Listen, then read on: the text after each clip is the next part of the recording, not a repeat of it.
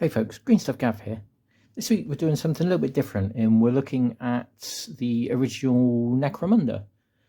For those who don't know, there's a few videos out there on the history of Necromunda where Games Workshop released a skirmish game called Confrontation, which led to this.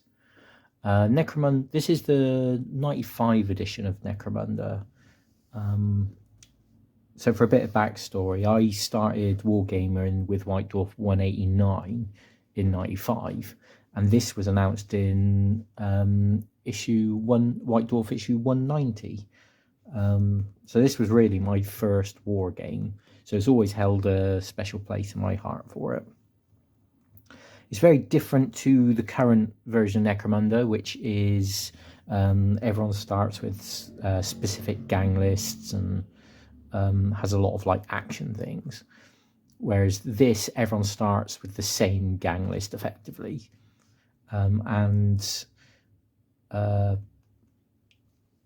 is this is based on the second edition 40k rules, so understanding this will help understand second edition 40k.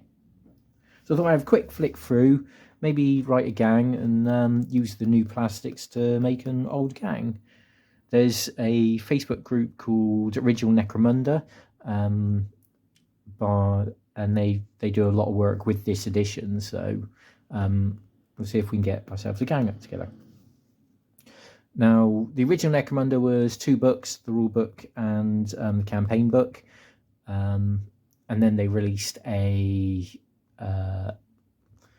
box set called Outlanders, which had some more gangs and some more rules. This is the hardback version, which is, as you can see from 95, it's a little bit battered. So it's a compilation of those 3 books. No editing, just all bunged together. So thought we'd have a quick flick through. There we go. Necromunda by Rick Priestley, Jervis Johnson, Andy Chambers and Chris Colston. Of course, loads of Wayne England's art in this book. So huge amount of pages. So we can probably see here, so there's a book that covered the rule book. There is a section that covers the campaign book. And then there is a section for the Outlanders book. So this is quite good. It was before all of the marketing, so this was very much a game written for gamers by gamers. So, and we can see from the age of it, it's all obviously black and white, and we got a colour section later. Now, they gave away in White Dwarf 190 a plastic model, so it would be one of these 4 sprues to make one of these gangers. Very classic sculpted models. Graham on the Necromunda group is doing wonders with making, updating and making those models look a bit more interesting. So fairly similar to current 40k or all 40ks, you've got your stats, but you'll see these are different because these are along the lines of second edition. So everyone's got a movement value, weapon skill and ballistic skill aren't a dice roll now, that's a statistic. Same with strength, toughness, wounds, initiative, attacks and leadership. So this is the average profile for a gang fighter or ganger. So we won't go too much into the rules themselves, because we'll might even do a sort of a how to play.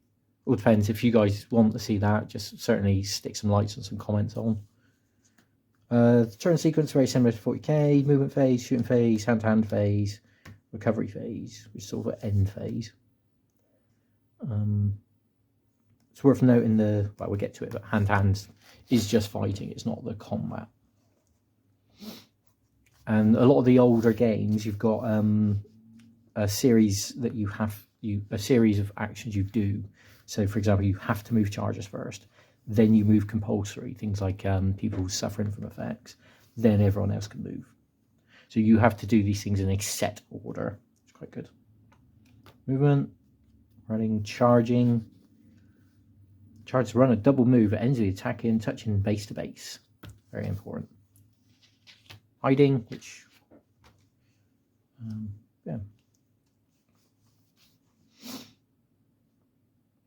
So I don't think GW do this often these days. It's you must shoot the closest target, which is quite good. Very important. So when you're putting your models about, you can sort of real tactics to it. We've got here. This is a really, I like they had like a little chart of what you need to roll to hit, and it's basically your ballistic skill minus taken away from 7. So for example, your ballistic skill 1, you need to roll a 6. Ballistic skill 4, you need to roll a 3.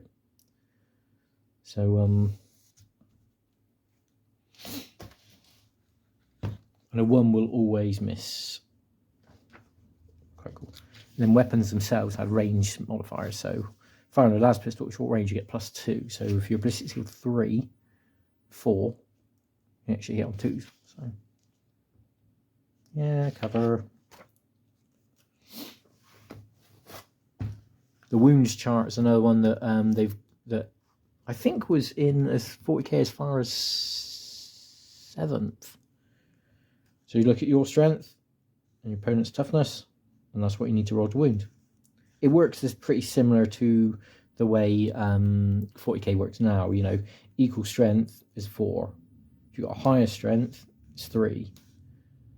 More than +1, it becomes 2s. So I quite like that.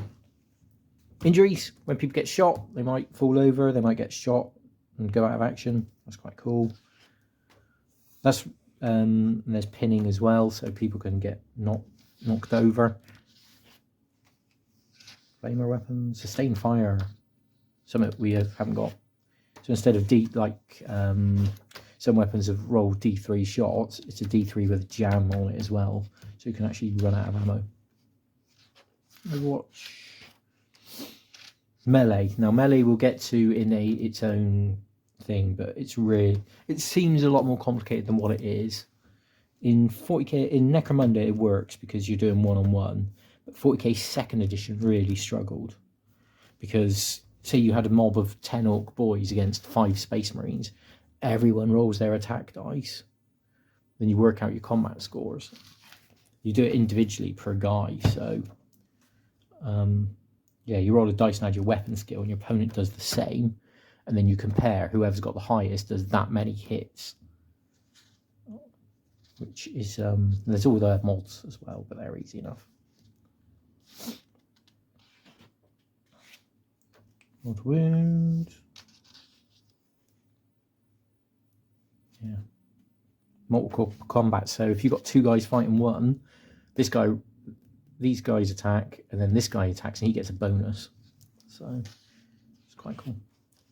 Leadership checks, bottle tests. As soon as you take 25% casualties, you've got to start taking a leadership check, or your gang runs away. A very big part of the game, that is.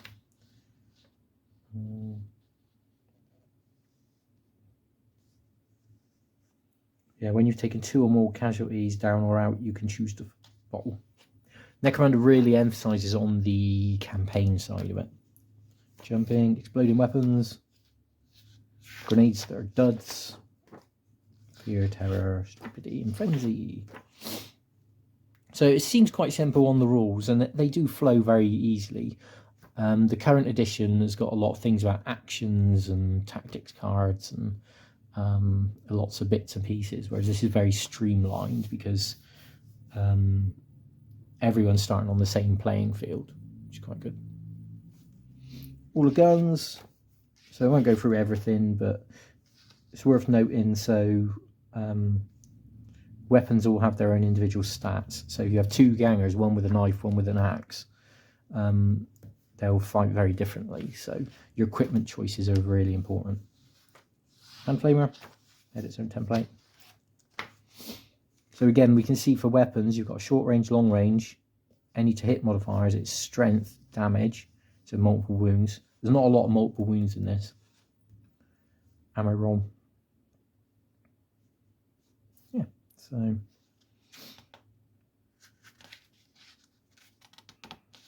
if an ammo roll has failed or using dum-dum, the weapon automatically explodes. Oof. Your guns can blow up. I really like this artwork, actually. I don't know if this is Mark Gibbons or Waning. I think it's Mark Gibbons's. But all these like technical drawings, really cool for all the weapons. Flamers. Plasma guns, special weapons, so and heavy weapons. Grenades, armor. And again, you've got all the extra gear, so bionics, implants, miscellaneous clip harnesses, stop your guys from falling off buildings. A lot of this is rare trade, so you don't buy these. And the campaign book. Now this is all about, so there's all the fluff, all the story. So this is all about the different gangs, the 6 gangs that are in the original book. Then the hive itself, loads of little stories in there. Those are really cool, like that's Blanche artwork. I think that's Blanche as well. Right, actually building your gang is the fun bit. All right, this is the still story about gangs. Right, here we are, creating a gang. 2, using the plastics that came in the box set. The rulebook wasn't available separate for years. All their names. These are the plastic gangs you got in the game. So on this guy, the arm was separate. He had different arm weapons, you'll see. So las gun, shotgun. Really nice shotgun that is, auto gun. And then this guy, this arm was separate. So you see they're the same with different pistols. He did the same for the Goliaths.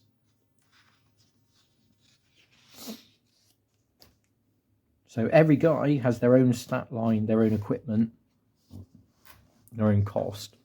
So as campaigns go on, people can get new equipment and skills and injuries. But here's the big difference between Necromunda 1 and even Necromunda version 2 in 2000-ish, where they started introducing gang lists. So certain gangs can only take certain equipment. Whereas this, that's the same 2 pages for everyone. Everyone's ganger can armed with hand-to-hand pistols, basic or grenades. And then there's 2 pages of equipment for recruitment. So basic weapons, auto guns, 20 creds for everyone. Whereas in this edition, in current edition, yeah, certain gangs can't take certain equipment. So according to what's on the sprues, which I'm not a big fan of. You want to do a full melee gang, great. You want to do a mix, that works. And your gangs, because they're all armed identically and statted identically, is as they advance, they get real character. That's what this bit's all about, the campaign. If you take it out of action, you've got a D66 chart. Everything from dead to survives against the odds and gains experience. Gains fear because he's horribly scarred. Can be captured, which is its own thing. So I really like that. And then you gain experience. So gangers start at 20 plus D6. As soon as you hit 31, they get an advance. So then the higher you go up, the more XP it takes to level.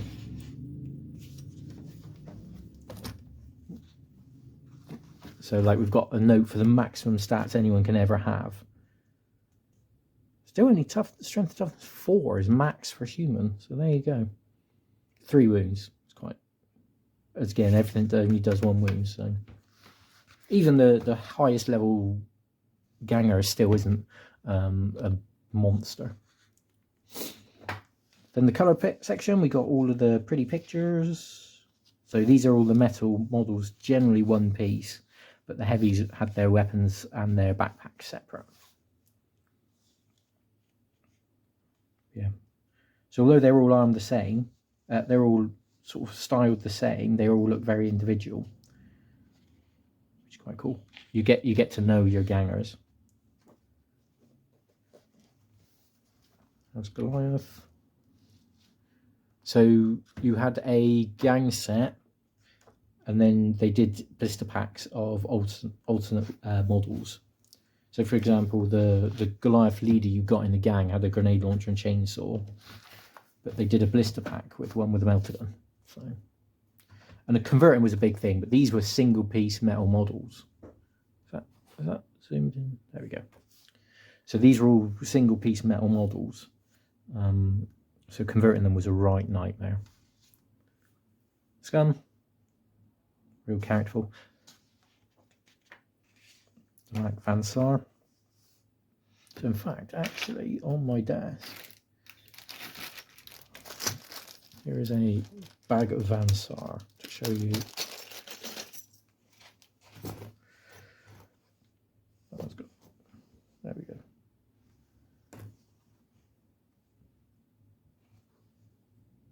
It's not far off actual size, to be honest. But yeah, so this, like this, if you had to rearm him with something, would be absolute nightmare to cut up.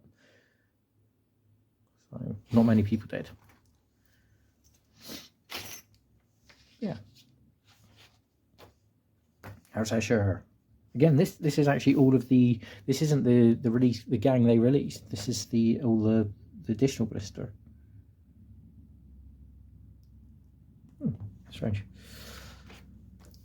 And then we go on to the Outlanders. So these were in the Outlanders expansion. Raskin Renegades were absolutely broken as all heck. They they ignore the difficult, dangerous terrain. So they were absolutely broken. Spires, who we haven't seen since.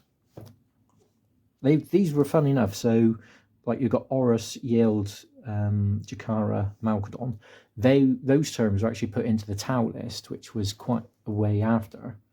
So it's quite funny that some of these terms are still used for Tau. Cool models, but you'd only get like 4 or 5.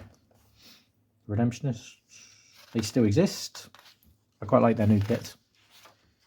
Skies. Anyway. Bits lows, right? So yeah, and again, so this is where when you've had your advances, this is where things get really different. So for example, House Cawdor Juve can take combat or ferocity skills.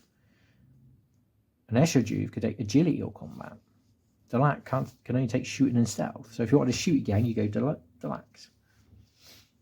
Vansars get shooting and techno. Techno skills are quite interesting. So when you advance, you roll on the charts to see which skill you get. Yeah. Armor +1 to all ammo rolls. Nice. The territory chart, I wasn't a big fan of this. For the Outlanders one, which we'll go through.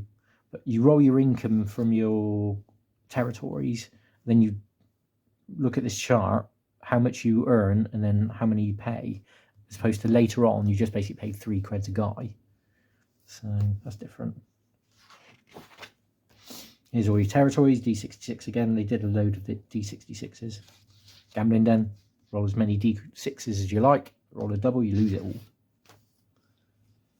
Rare trades, where you get all your really interesting bits. Power weapons, rare weapons.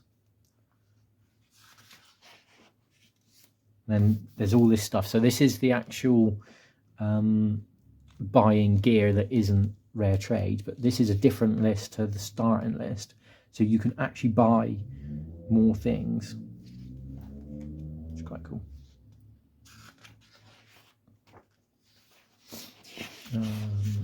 Hard guns, bounty hunters, scummers. Like these are guys that come with set profiles and set gear. And then rat skins as well. Then campaign. There's 6 different gang fights you've got, 6 different scenarios. The raid, you only get a couple of guys. Shoot out. Everyone sees how many guys they've got, and then they keep rolling to see who a build up, to see who draws first. Quite cool. And then on to Outlanders. So this is a add-on for all some weird and wacky things. So people can be outlaws. Really affects your creds. You only hold one territory. Makes it very difficult because you can't buy as much stuff. But you can get much weirder stuff like drugs and robbed, cheated.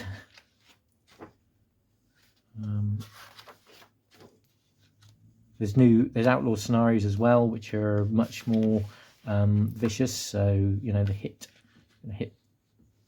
attack a territory. Fingers aren't working. Loot and pillage, caravan. Anyway. The Outlanders gangs are where it gets interesting though, because here's the Scavies, which are sort of mutants and people at the very bottom, with Scalies, actual mutants, plague zombies. But Scavies, they can you can eat members of your own crew or people you capture instead of paying to feed people. Redemptionists, who are super, well, even now, super 40k, burn the heretic. Again, Ratskins, here we are.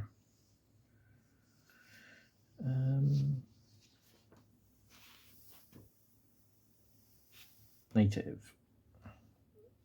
Immune to treacherous conditions. Your Spires. So again, you're only going to get a couple of guys. They've got a different maximum value for their stats as well because they're so OP. Pit Slaves. Spires. Equipment. Treacherous conditions. So this is insane because Ratskin Scouts and Renegades are immune to all effects. So Sea of Goo. Movement registered 2 inches per turn when wading. Can't run or charge. Ratskins can. So there's a few of them, like the Toxic Fog P Super. Maximum visual range is 10 inches, but Ratskins are immune, so they can shoot 24 inches. That's yeah, really, really. And if one player wants to use these,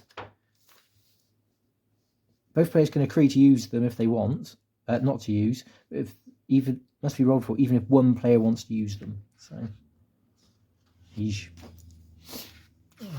challenges. Pit Slaves. Pit Slaves are new hired guns.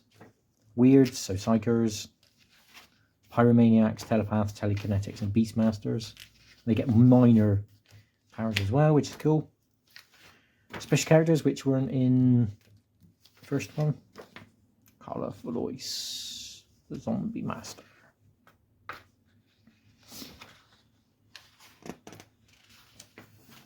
And then some stuff on campaigns. So there's some campaign things you can roll for, or you can just choose them. So your arbitrator, your GM, can throw scenarios together and encounters. And have bestiary, gas fungus. These things don't really apply to many, although some of them have come back, like giant rats and that. And these are more arbitrator-controlled scavies. Gene Stealer cults. Oh, chaos. But then, onto the metals. Again.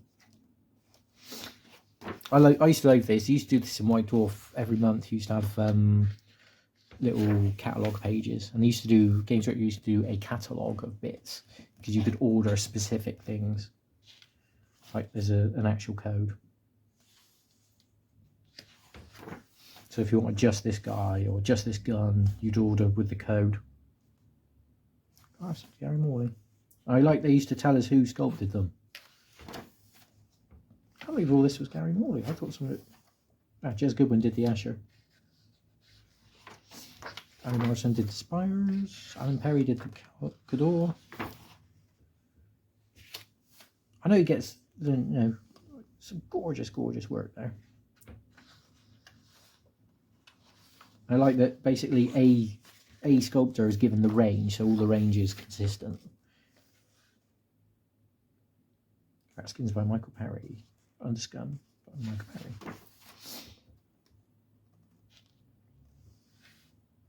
Colin Dixon did all the scabbies. Yeah. Again, so Beastmasters by Ellie Morrison. Two by Brian Nelson. Brian Nelson, ah. That must have been quite early in his career. Big Twist bulkheads, really cool. Got loads of them. Weapon sprues, again for converting guys. And all your reference sheets. So all the guns. So that's all your, and then all of your post-game stuff. So injuries, experience, all your skill tables, and your Outlanders weapons, Outlanders stuff.